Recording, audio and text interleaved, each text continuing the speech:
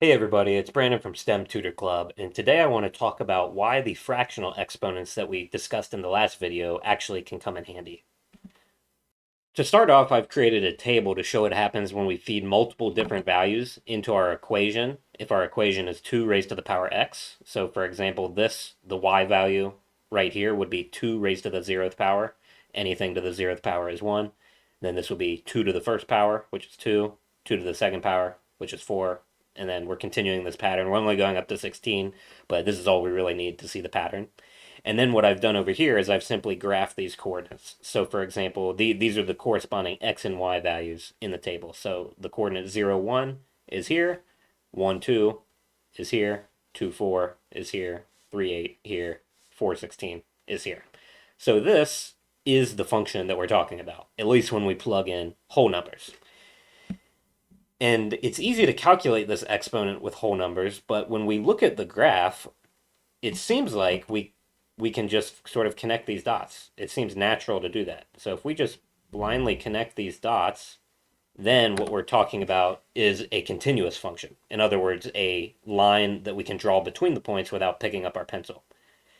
And basically, this is where fractional exponents come in. Fractional exponents give us a way to calculate by hand what values are, let's say, in between x equals 1 and x equals 2, as an example. So if we were to look at this, and let's say that we wanted to calculate, I'll do this in a different color over here, but let's say we wanted to calculate what 2 raised to the power 1.5 is.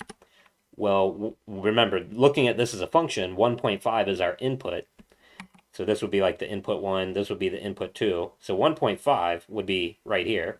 And then just by looking at this line that we've drawn between these points, we can sort of estimate what this has to be. So I didn't draw it perfectly, but if we look at it here, it looks like this point should be a little bit less than 3. So this right here, this horizontal line would be 3.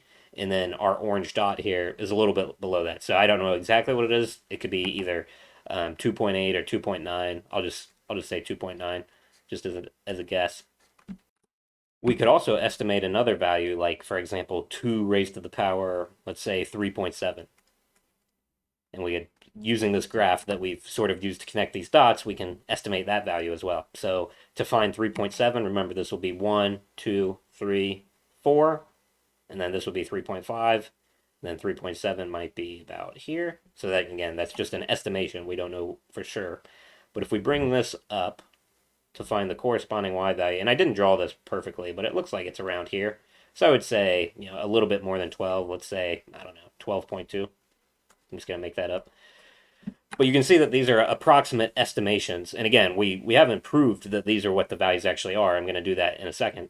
But here you can see that when we actually connect these dots to create a continuous function, and we just assume that that's correct, then we can sort of see if that's what these fractional exponents actually equal. And we'll take a look at that right now.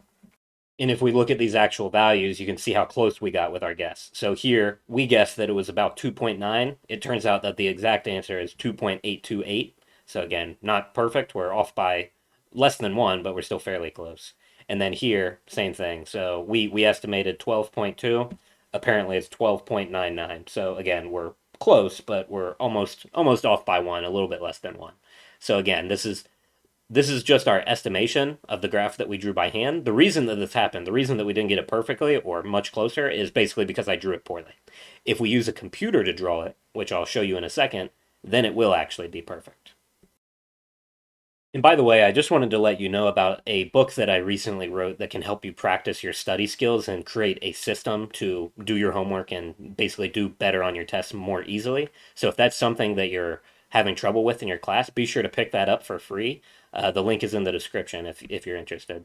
Here's the graph that we just drew by hand, drawn with a computer, so it's much more accurate than what I just did. And here, if we do the same kind of idea, so for example, if we wanted to calculate 2 raised to the power 1.5, when we find this estimate, we can see that it really does look a lot closer to 2.8, I would say here, than it did when I drew it. And we can do something similar with 3.7. So if we go to 3.7, this will be 2, 3, 4, come down a little bit. So let's say, call it right there. And then if we bring this up, then, yeah, I can, or right about here, I would say. So I can believe that this is very close to 13. And again, it's changing a lot here. It has a very steep slope, so if we're off by a little bit, that can be a drastic difference. But hopefully, with this better drawing for the graph, you basically believe what I said before about how these actually give the exact answers. In this exponent, the fractional exponent property that we learned before gives us a way to calculate what certain things like this equal by hand without actually resorting to the graph. That's basically what this formula is for. So for example, based on the graph that we just looked at, we know that 2 raised to the power 1.5 is equal to approximately 2.828. In other words, slightly less than 3. How could we use this formula to get a similar result? Now, I'm just going to preface this by saying that what we get here will not be perfect because this is not sort of a clean problem. The problems that you work on in class will be clean, but we're going to have to do a little bit of rounding here, so we're not going to get a perfect answer. But the way that I would look at this using our exponent properties is like this. So I would write this instead as 2 raised to the power. Instead of having 1.5 in our exponent, how could we represent 1.5 as a rational number, basically? So m divided by n. The simplest way to do it is 3 divided by 2. So instead of writing 1.5, we're just going to write it in its fractional form, 3 divided by 2. And when we look at it like this, remember, we have a choice. We can use either this part of the formula or this. So in other words, we could raise it to the third power and then take the square root, or we could take the square root first and then raise it to the third power. In this case, I'm going to raise it to the third power first, and you'll see why in a second. But basically, we can rewrite this using our fractional exponent formula as 2 to the third, and then taken to the square root. What does 2 to the third equal? Well, that equals 8. 2 times 2 times 2 is 8. So we're really looking at the square root of 8. Now again, this is where we can't get a perfect answer, but we do know that the square root of 9 is equal to 3.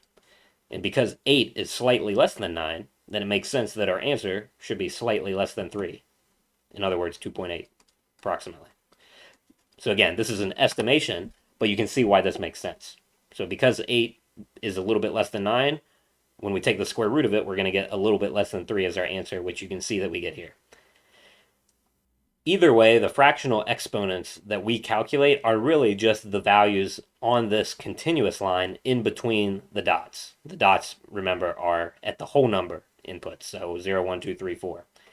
Those are easy to calculate by hand by just doing repeated multiplication, which is the simplest definition of exponents. But it turns out we can generalize this definition to naturally fill in the spots between those whole numbers as well. And that's all that fractional exponents is. It gives us a tool to do exactly that. The questions that you'll be asked about in your class will probably be presented in a way that you can calculate it by hand without actually getting any ugly rounding errors. So whenever you're working through problems like this in class, you should actually be able to get an exact whole number answer while you're working through these problems. But this general idea works even when the numbers are ugly. So I hope that made sense. This is the end of our exponent series to explain why the various exponent properties are the way they are. So I hope this series made all of the various exponent properties make more sense. And be sure to stick around for the next algebra video in our series. See you next time.